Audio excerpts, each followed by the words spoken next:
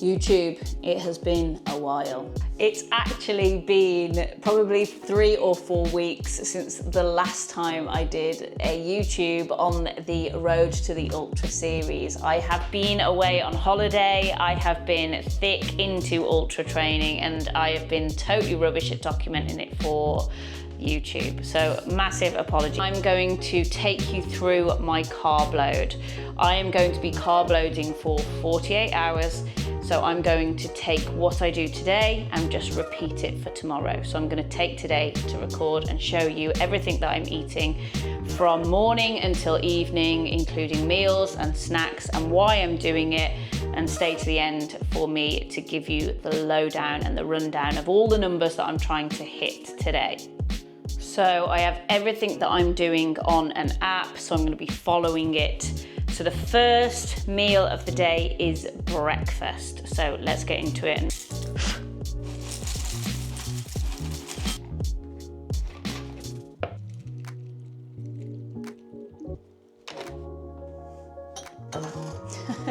Should I have my orange juice in a Madri cup? Why not? Let's do it. Kind of wish it was Madri.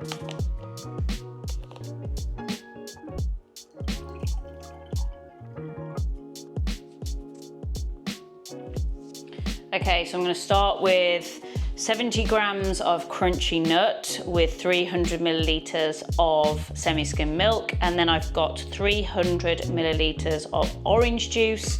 Then I am going to have 1 piece of thick white toast with 1 tablespoon of jam. So big breakfast, and all of that is very simple and quick carbs, okay?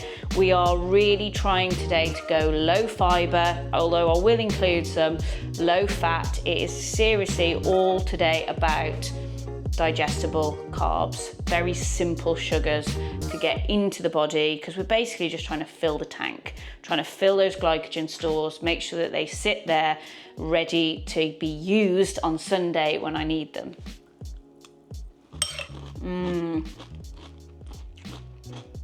You can't beat crunchy nut. You probably can with Craves or something, but I do love a crunchy nut. I've had to close all the doors and windows and blinds and turn the light on because we're obviously we're in a heat wave, the 3rd heat wave that we've had in the UK this year. Of course it's going to be as I'm running my first 50 kilometers. Impeccable timing from the UK weather, as always.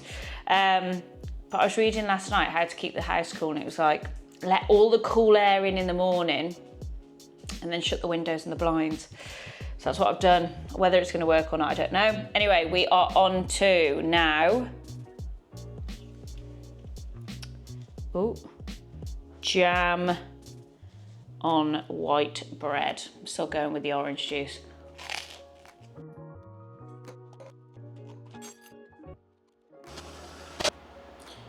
We've got 200 grams of ambrosia custard, and we've got 400 grams of sliced tinned peaches. I'm already feeling pretty full, and I haven't even had my second meal yet. So I'm just cooking that now. I've got some broccoli on the stove. I need to get better at controlling this camera. There, I've cut the chicken, rice is in the microwave, and I've got another full glass of orange juice.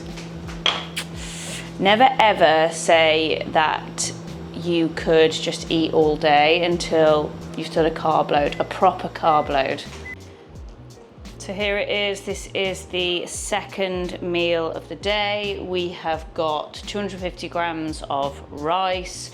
We have got 150 grams of chicken breast, 100 grams of broccoli, and we've got 300 milliliters of orange juice. We are back in the kitchen for our evening meal. I've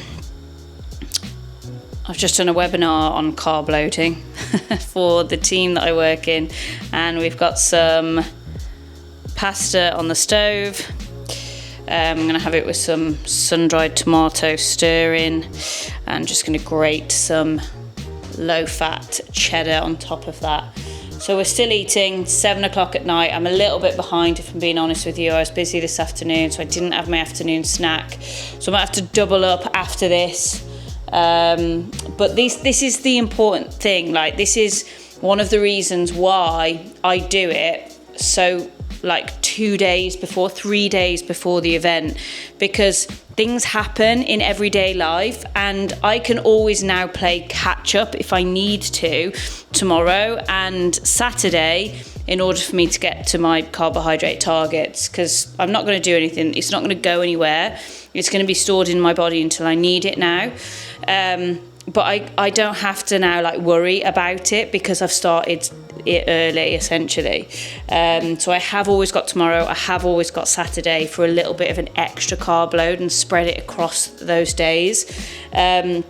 Rather than worrying like on the Saturday on the day before that something's happened or I'm traveling or, you know, I haven't been able to meet my target. So it's all about planning and preparation, like it is with everything with nutrition. But that is why I move mine. And also for the way that I feel, I never wanted to go into a race feeling bloated or sluggish because I've eaten so much food the day before. So I'd much rather do it 2 days before the event, 3 days before the event in this case, and make sure that everything is digested and I feel good, ready to go on race day on Sunday. So I'll show you my meal when it's cooked. It's my pasta, it's my tea. Get set outside because it's, you know, 31-degree heat. Okay, so here we have it. 100 grams of dry pasta with a stir-in sauce and 30 grams of low-fat cheddar cheese. And then I have got, didn't even weigh that, but a good 200 millilitres of apple juice for a change. I've got it in a Bailey's glass. I'm not an alcoholic. This morning's orange juice was in a Madri glass. This evening's apple juice is in a Bailey's glass. This is what I do when I don't do marathons or ultras or any running race. I drink. You can't have any. This isn't for you. Sorry. This is for me. I feel like I'm just going to go straight in with the rice pudding now, because as I said, I'm a little bit behind. So I have that as like my dessert. I'm so glad that I take so much pride in my appearance on YouTube. I mean, not a scrap of makeup on. I haven't brushed my hair since this morning. That's why we like to be real. It's like, why we like to be real? There's no filters here. Okay, I did a rubbish job yesterday of finishing off the day because I was putting my son to bed, which I think is a pretty good reason not to record a YouTube. But essentially I finish off the day with a little bit of Haribo, and I had a striker, bar striker. And obviously I'm repeating yesterday today. So that is everything from a carb load perspective. So the reason why we carb load is because we want to essentially fill the tank. And it's essentially like a battery. If you're going to want to use your phone for long periods of time, you're going to want to charge the battery before you do it. So you need to get energy within that battery. And it's the same with our bodies. Like, we want to fill our glycogen stores as much as we possibly can, so that when we are involved in prolonged activity, we can draw upon those stores to get through it. We've obviously got to do intra-fueling as well, because whatever is stored in our body isn't going to be the only thing that's going to fuel that workout, especially when we're going for longer periods of time. So we are going to be taking things on board whilst we're running that race. Gels. I know that the aid stations for the ultras are pretty good. Apparently they're some of the best. You've got sweet options, savoury options, things like sandwiches as well. Loads of stuff for hydration, so water, electrolytes. So I am packing my own box. I'm going to do another video, but I've started to put together my packs of things that I'm going to take. But from a carb load perspective, that's why we do it. Anything that is going to take you longer than 90 minutes, I would always suggest a carb load day. And personally for me, I think it always works like 2 days before the event. So I never want to go into race day feeling bloated or sluggish. So I always make sure that I carb load sort of like 2 days out from the event. And you're tapering, so you're not going to be doing any excessive exercise between your carb load and race day. So your stores are not going to go anywhere. They're just going to stay in your muscles ready for you to use them. And especially if it's all individual, and it's all individual dependent on the demands and what the event is. But certainly anything that's going to be taking you over like 4 hours, 5 hours, you're going to probably want to do a 48-hour carb load. But it's all about practicing. You have to practice this during your training. I don't know why anybody would start a training program to train for something that's obviously important to them, for them to put their hat in the arena for it, and not to practice their nutrition through it. Like we've got to start our nutrition practice at the start of our training program, so that we know what foods sit well with us, so that we know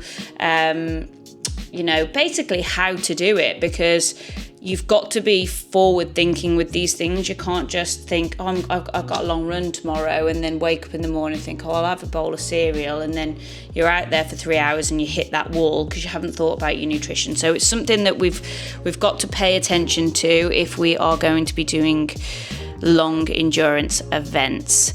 But I hope you found that useful. If you did, press like, subscribe, ready for the next one. The next video I'm going to do is everything that I'm taking to the ultra marathon, everything that I'm packing, including like shoes, my vest, and nutrition as well. So thank you for tuning in, and see you in the next one.